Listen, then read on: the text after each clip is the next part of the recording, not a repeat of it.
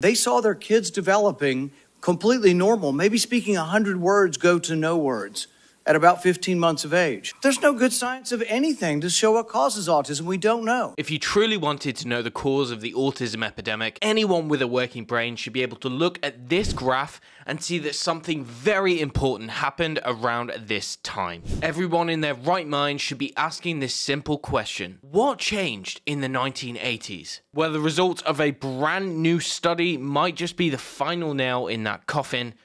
And I'll be honest, guys, it's much worse than I thought. Because it's not just autism which has skyrocketed. It's a range of neurodevelopmental, metabolic, and immunological disorders which have risen dramatically across the board in our children. People deserve to know why this is happening, and even more so, our children deserve justice. But coming back to our original question, there is one thing that definitely changed. The rate of autism tracks very closely with the increased administration of a certain medical procedure. This is both in pregnant mothers and in extremely young infants. Well, in 1983, children were given just 11 shots, but following 1986, this is gradually increased to over 58 shots administered in 76 doses. In utero, this diagram can help you visualize how bad this really is. And although we can't really talk about that yet on this platform, there have been many people who have noticed this trend over the years. In fact, this is something that Robert F. Kennedy Jr. has been investigating and openly discussing in the public domain for decades. As it turns out, RFK Jr. was recently grilled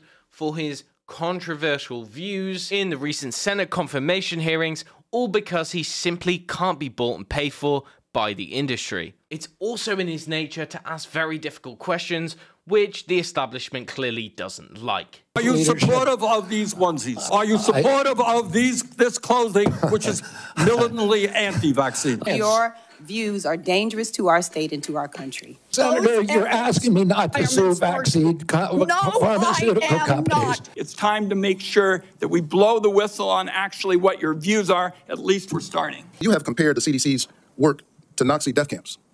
You've compared it to sexual abusers in the Catholic Church. Of course, it's just a coincidence that the politicians who have been the most vocal opponents to RFK are also the largest recipients of money coming directly from pharmaceutical companies. They did not like it when RFK pointed out this very clear conflict of interest for everyone else to see. You know, the problem of corruption is not just in the federal agencies, it's in Congress too. Almost all the members of this panel are accepting, including yourself, are accepting millions of dollars from the pharmaceutical industry. And protecting their interests. But despite continual attacks from industry shills and corrupt politicians, there is a recent study which was published and goes a long way to vindicate RFK, and the results paint an extremely disturbing picture. Okay, so this study looked at the rate of neurodevelopmental disorders found in 47,000 children at 9 years of age on the Florida's Medicaid program. These disorders included autism spectrum disorder, hyperkinetic syndrome, epilepsy or seizures, learning disorders, encephalopathy, and tic disorders. Lo and behold, it found that children who were given this specific medical procedure were significantly more likely to develop every single one of these conditions compared with the children who were not. But it gets much worse. For the children who were born prematurely, these kids, well, their risk of developing at least one of these disorders was 4 times higher. But here's the real kicker: the more shots a child had, the higher their risk of developing autism. Children with 1 shot had a 1.7 times increased risk, whereas those with 11 shots or more, which is really quite common, had a 4.4 times increased risk. This is huge. And why is this study so pivotal? Well,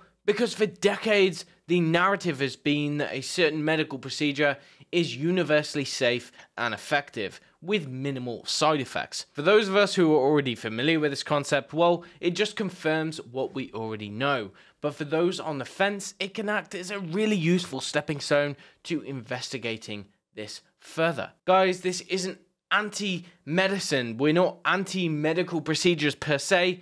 We are pro-science. We are pro-transparency. We are pro-health. So fingers crossed, guys. I'm hopeful that we're going to see more transparency. We're going to be seeing more stuff coming out in the coming months.